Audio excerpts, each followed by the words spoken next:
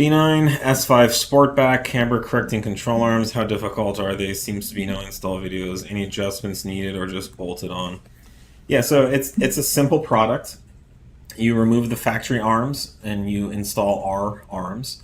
Now our arms are adjustable, so you can either set them to the same length as the factory arms and install them, and you're going to be pretty darn close on alignment.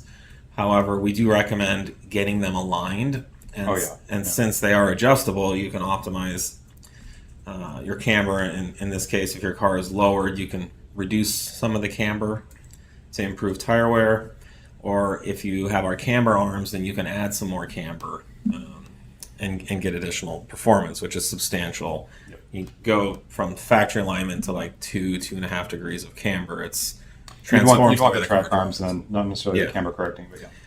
But we offer both. Yep. But yeah, no, it's since it's adjustable, your alignment tech, whoever does your alignments, will adjust it just like they do the rest of the front suspension. That's adjustable. So very, very simple part. Not as simple as our density arms, which is bolt in, but the density arms are not adjustable.